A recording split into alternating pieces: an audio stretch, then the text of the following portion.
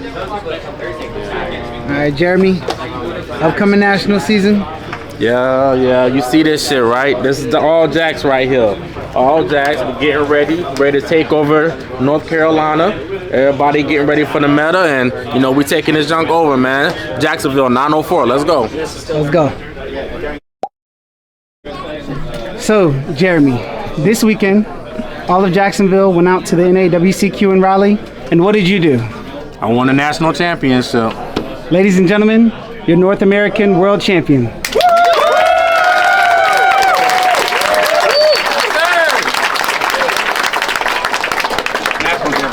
Jeremy, a very intense event. We know that you played Kashtira, but how was your experience? Oh man, it was amazing. You know, I had a lot of fun. With my friends, all the guys that went. Adam's profile. All the guys that you know messaged me throughout the tournament. Romeo, you know, just everybody there, man. It was great. I love competition. I didn't think I'd do so well like I did. Just to go 17-1, you know, I didn't think I'd be doing that. But, you know, I just want to thank everybody, and, you know, I'm truly blessed. You truly put on for Jacksonville. We're going to get into the profile, but before, just wanted to thank you for saving this profile for Jacksonville. You're doing this for your community. It is an honor and a privilege to be doing this. Let's go ahead and get these shout-outs out the way before we get into it. Oh, boy. Well, first, let me shout out my sponsor, Yu-Gi-Oh Sports Center. Great sponsor. Shout out the YGO process. Shout out to my mom and dad. I always thank them for supporting me, because I know when I first told them about this, I just got laughed at. So just to, you know, see my mom cry when I told her about it, and you know, just see how far they've all come and accepted me, you know, accepting the game and accepting my, you know, dedication to the game. It really meant a lot. You know, to shout out to everybody in Jacksonville, everybody that's here, Sherrod, Bradley, Ilya, Quinderis, you know, it's just so many names. Romeo, Guillermo, Peter, Josh, for let me hold the OT Fenrir's. Man, I love you guys all, and I just, it still feels unreal for me. And, you know, also shout out to Zach Steffen and, you know, Jameek. I'll always remember you guys, just some local Yu-Gi-Oh players that we've lost in the past. I'll never forget about them, and I'm always praying to them. I know I definitely did it in Top Cut, just praying to them, making sure that they don't, not necessarily that I win, but just let me make the best decisions that I can, and just help me through, you know, the stress and everything that Top Cut involves. So I will always think of them, and I'm just truly blessed again. Of course. Again, here in Jacksonville, we're more than a community, we're a family, and you went out there and put it on for us. So we appreciate you for that. Always. But again, without too much commentary, let's go ahead and get into your profile and see what won this year's Nationals. Okay. All right, so of course I played Kashtira. You know, double Unicorn, 3 Fenrir, 3 Rise Heart, and of course the Scareclaw. I know a lot of people go back and forth with the, you know, double Rise Heart or triple Rise Heart. This deck bricks a lot, and so I just wanted to make sure that I had at least the Theosis and Birth would be live as much as possible, and at least with Rise Heart it helps with that. So just bricking is just the main thing I always concern myself with this deck, because you know I have a lot of friends that play the same deck at Nats, and they definitely brick. You know they give me my I can't even. Oh my gosh, I already know Brian just. But yeah, it's mainly because I just didn't want to brick, and you know I didn't open up any in multiples, so that was really good. But yeah, that was the reason behind the 3 Rise Heart.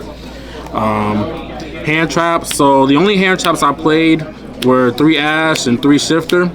I did kind of go back and forth with the shifters. I did see some deck profiles that weren't even playing shifter in the main, which made sense. You know, I did play like 9 mirrors. You know, I did go 9-0 with them, so I didn't draw it that much. But I felt like in a big event, in the big nationals, you would play other stuff besides the mirror. So shifter was a good call. It did help me out against like 2 Dragon League players. So yeah, again, these are only hand traps I played, and I did not play Imperm, and I'll explain that later. For the engine, of course, 3 Birth, 3 Theosis, Planet, and the terraforming. Shout out to Tanner for letting me use his what do you call this type of Quarter century terraforming.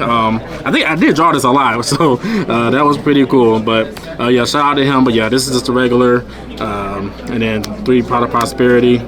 So that's pretty much, you know, sort of the engine there. Yeah, I was looking for them. Speaking of lances, 3 Forbidden Lance. I was looking everywhere for supers, but I couldn't find any. But this card is just really good. A lot of people against this deck siding like Dark Rulers, Book of Moons, you know, of course, Imperm, anything that hits a Rise Heart. So it's really good. Sometimes I'll just end with a Rise Heart and just set this, especially against a deck like Dragon Link or a deck that I know loses to a Rise Heart, because it pretty much just wins the game by itself. So I really like that. Also, 3 Dark Hole in the main. So like I said earlier, I didn't play Imperm. The reason why is because I didn't think it did enough.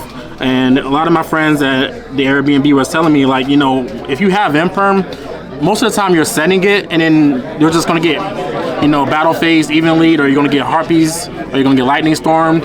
So even if you're going second with Imperm, it doesn't really do that much. Like, it doesn't do enough. So the way I play the deck is I try to keep cards in my hand. I try to keep follow-up. So even against the mirror, it's really good against the mirror because even if they tell me to go first, I'll make just a regular board, and most times in the mirror you don't usually die the first turn because we all play cards like Prosperity and stuff.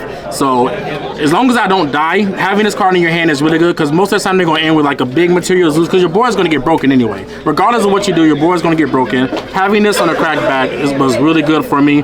You know, like I said, I went 9-0 against mirrors, so I am so happy I played this. And a lot of times, even with Imperm, even if you draw Imperm for turn, you'd have the field spell up, so now you can't even use it anyway.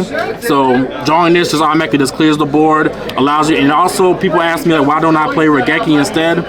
Because this card outs Ibli, and that's a card that, you know, really hurts Kashtira. So I'm really glad I played 3 Dark Hole. It really helped me out the entire event. So That's your own book monsters too. yeah, and also gives you your own monsters because you need to clear your board so you can summon Unicorn or Fenrir. So it was just it was amazing. So Very good. the rest just 3 Book of Moon, double talents. I was going back and forth kind of with triple talents and double Dark Hole, but the way I looked at it was triple tactics is it's a hard once per turn. Dark Hole isn't, so if I draw Dark Hole in multiples, I'd be okay with that, even if it have a negate because it'll force a negate.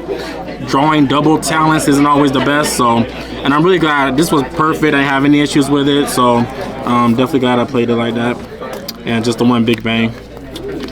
Insane. Something I don't think you get a lot of credit for is how you piloted the deck in Game 1. You clearly were able to see some of the Game 2s where Eradicator did a lot of the work. He did. How was this main deck good going into the mirror match, which I know a lot of people were struggling with?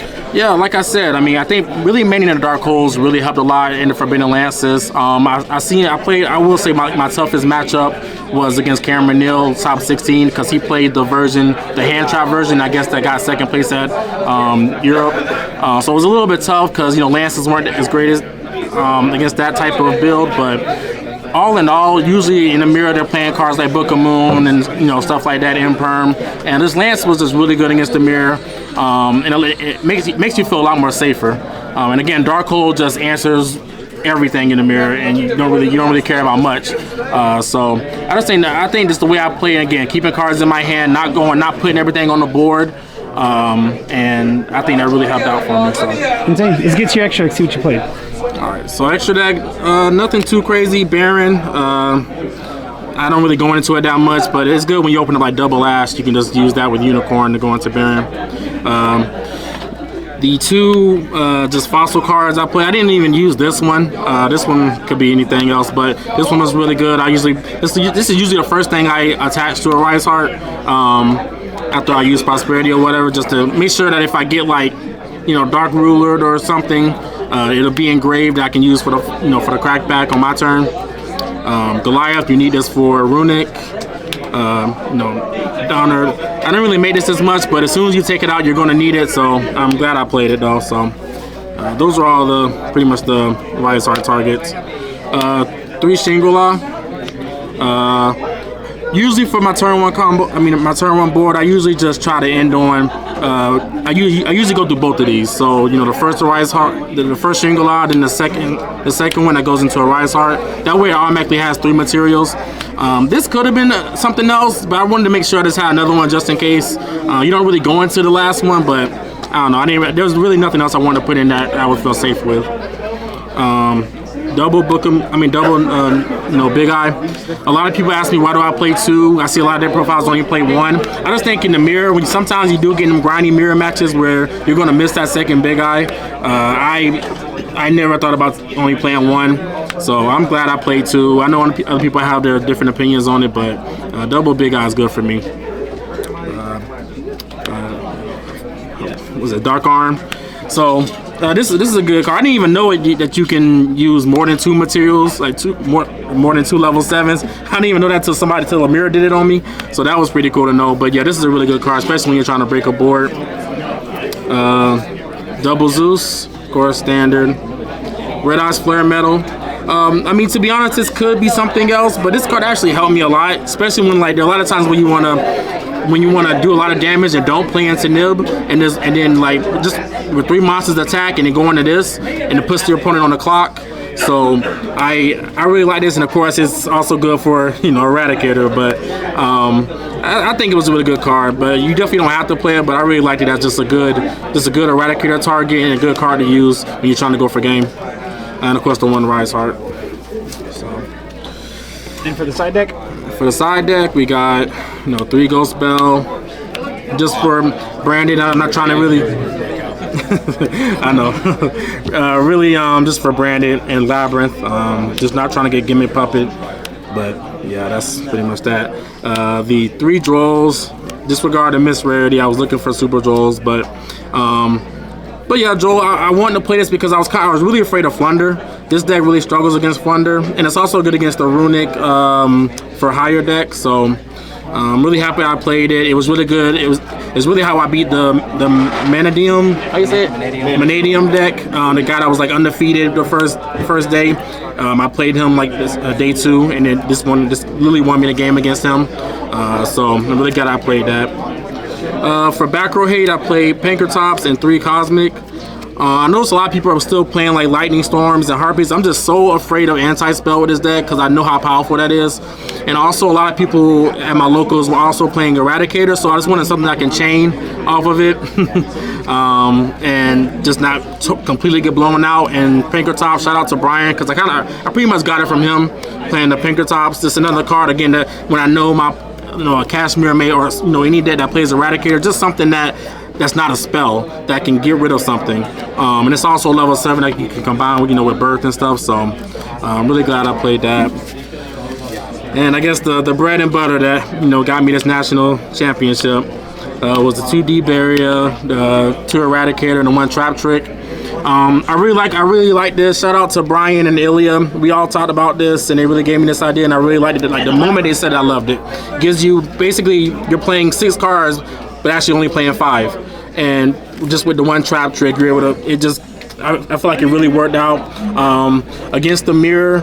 Even if because I don't know if they're going to tell me to go first or second. Even in Top Cut, I didn't know. But I would always put this in going first or second because even if you go second, most of the time you're breaking the board regardless with this engine. Kashtira boards are never safe in the mirror. So if you could usually, and when you do break the board, you're ending it with Dark Arm, which is a dark over 2,500. So you just Dark Arm the board, set Eradicator, pass. And usually you can win just like that. The birth on the field is dead. All the spells that they're drawing is dead. I'm so happy I did that. Again, against every mirror I would put it in, and it worked out in Top Cut. And of course, D-Bear again was just another card. I was scared of Purely. I did lose to Purely. My only loss. The guy that was undefeated day 1. He was a really good player. I didn't see it, but that's mainly what it was for, or maybe Despia, but anything like that. Sprite. I just really like D-Bear. So yeah, all in all, I'm very happy about my side deck. It really worked out for me. Again, I'm just so happy to bring this home for Jacksonville and in front of all my friends, and I couldn't ask for anything more. Jeremy, you played this deck phenomenal. For the people at home, would you change anything about your list moving forward? I I don't know what's left now. I mean, I really loved everything about my list. There's really nothing I would change. Maybe some cards in the extra deck, like the Fossil, the one that pops back row. Maybe that could be like an Insist or something, or a Mecha Phantom Beast.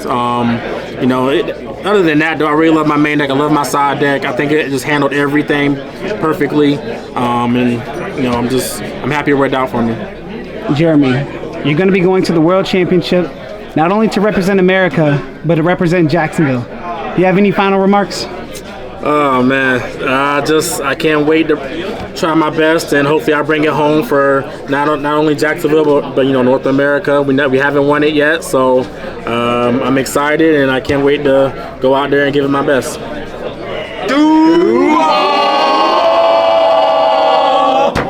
We appreciate the profile, Jeremy. Congratulations. Thank you.